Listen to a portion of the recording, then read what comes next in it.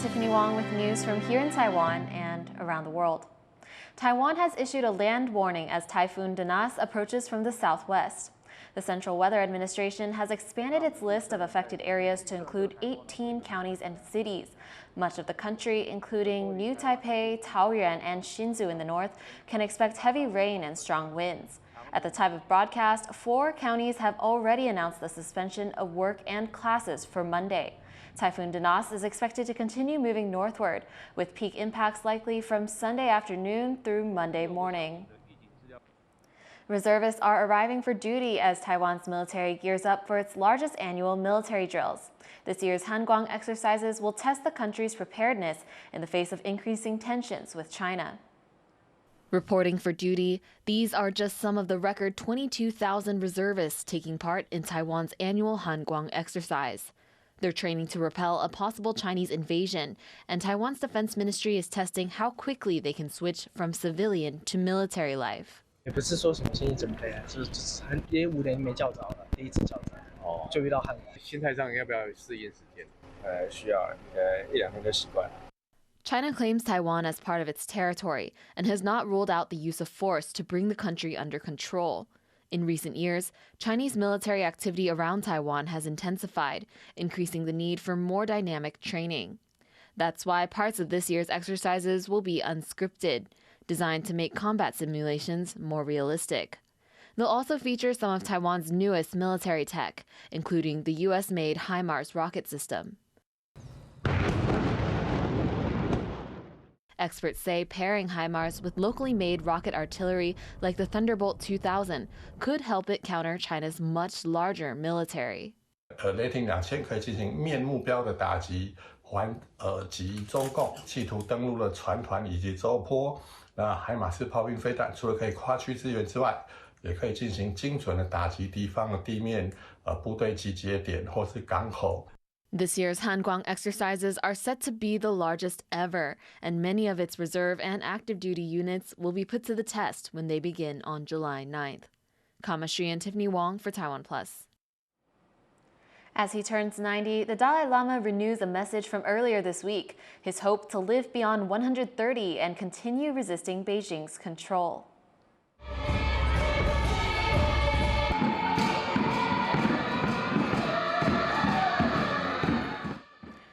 At his birthday celebration in Dharamshala, India, the Tibetan spiritual leader once again insisted that only his own religious trust, not Beijing, has the authority to name his successor. Sunday's gathering at his home in exile concludes days of celebrations for the Tibetan leader. The 14th Dalai Lama has lived in exile since fleeing Chinese rule of Tibet in 1959. Australia remains the top destination for Taiwanese youth for a working holiday. And in 2025, the number of people making the trip is back on par with pre-COVID levels. Lauren Pattermore sees why thousands are leaving and how they come back changed. Alan Gian is heading to work in his Australia-themed cafe in Taipei, inspired by the 3 years he spent on a working holiday there. His experience in Australia opened up doors to continue exchanges and make connections. 像现在，像开店以后，还蛮多外国人来的，你其实就可以跟他们对话。那可能去澳洲之前，我这些 conversation 我可能完全没办法。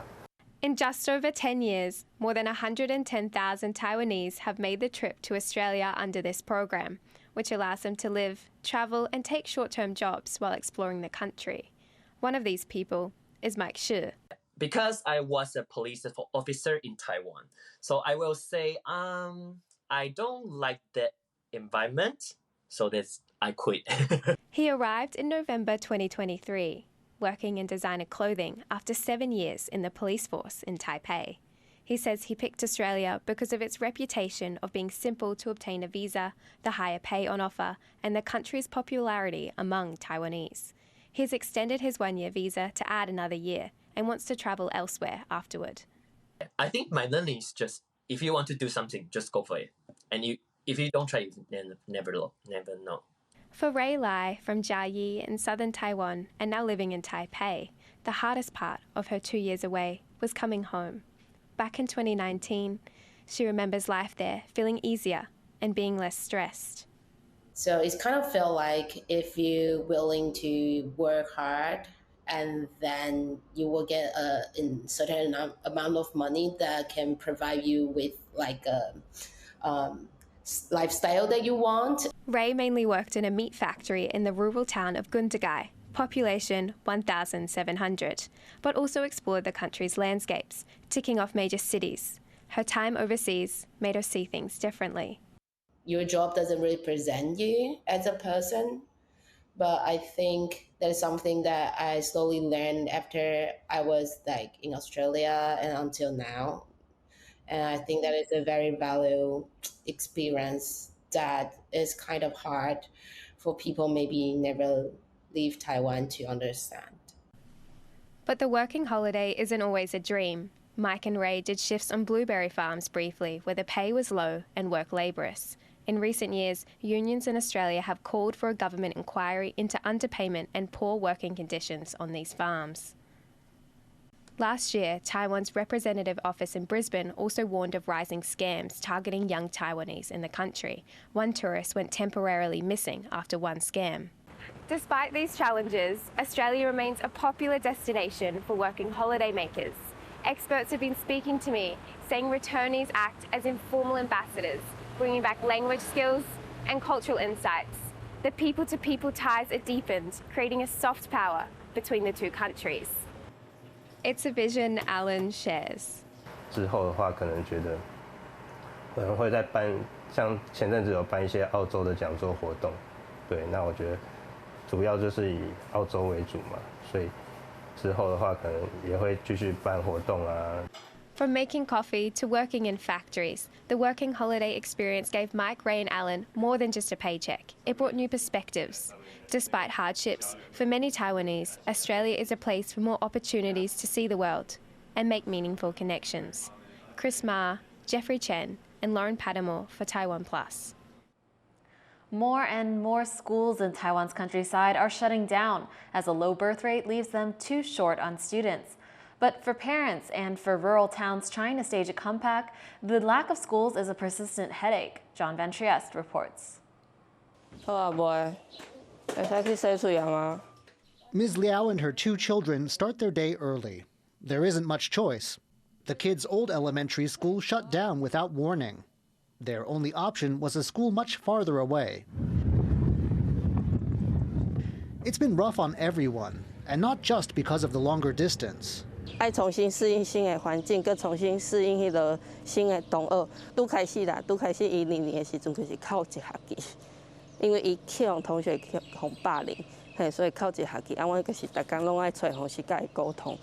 Here in Dacheng Township along Taiwan's western coast, the shuttering of schools has become a part of life. Around 28% of people here are over 65. There just aren't enough children to fill classes. Since 2020, 3 elementary schools have shut their doors. At least one's closure has been legally controversial, but all are frustrating to local officials who want their township to grow, not stagnate. 你想，因为你转来少年转来嘛带无要紧，装卡，互你若有学校是毋做方便。伊即马我你讲，即马干那囡仔要读册就做麻烦呢。 The shuttering of underused schools is a nationwide problem, and one that's speeding up as the population ages. 103年到112年，10年间，10当中间有44间国小裁并，但是呢，在113年，就是伫去年，18间，10当内底44，一当内底18，你会感觉讲哇，真正是恐怖吼。 Some solutions tried in Dacheng Township have proved unpopular.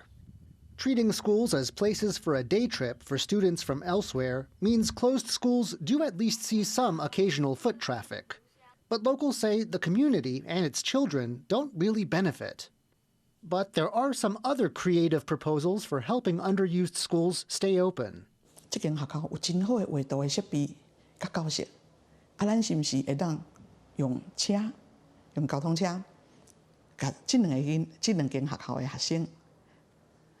三角，甲再去这间学校，真好的教室内底，哇，安尼因可能30个学生吼，啊，嘛有真好的老师来甲因教，安尼哦，我唔免每一间学校拢有一个美术的老师。With Taiwan's birth rate stubbornly low, not all schools can be saved. But the hope is that some kind of resource pooling arrangement might help keep schools accessible to country kids, and maybe even help reverse a trend of rural decline. Luffy Li and John Van Trieste for TaiwanPlus. A large collection of works by one of Taiwan's earliest watercolor artists, Ni Jianghuai, is now on display at the Taipei Fine Arts Museum. Known for his depictions of everyday life in Taiwan during the Japanese colonial era, Ni's legacy resonates to the present day. Issy Wells has more. These depictions of everyday life and urban landscapes during Taiwan's Japanese colonial era were brought to life by the brush of watercolor artist Ni Jianghuai. He's known as a pioneer of the medium in Taiwan.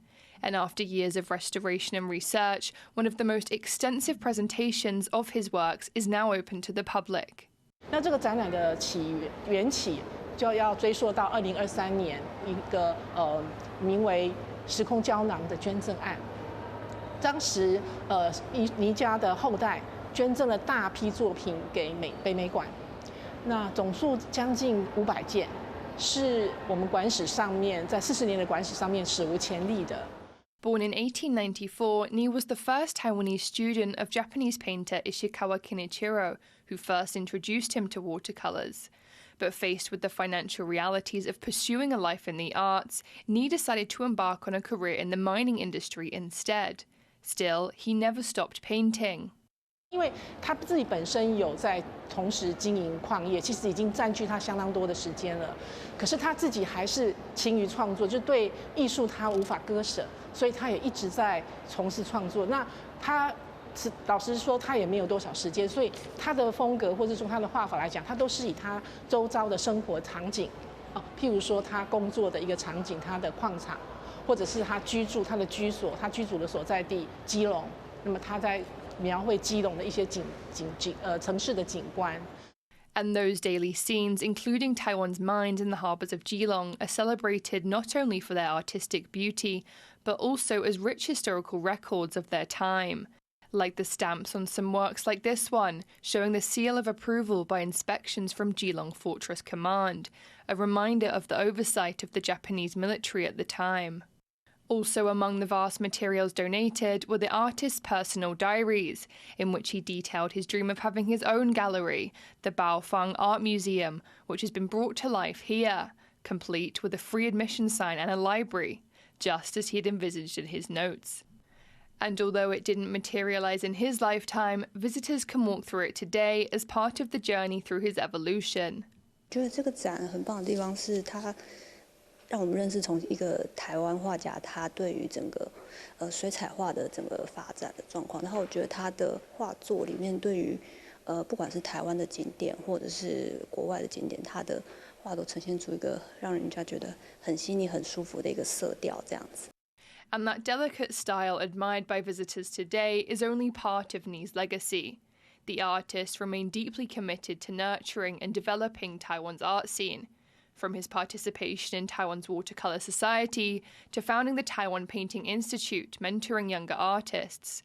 And as visitors move through the exhibition, they witness not just the evolution of his technique, but the enduring impact he left on Taiwanese art. More than 80 years after his passing, Ni's brushstrokes still colour Taiwan's modern art history, a testament to a mining entrepreneur who never gave up on his passion for painting. Kamashu and Izzy Wells for TaiwanPlus. Thank you for watching What's Up Taiwan. You can visit our website or follow our social media for more stories.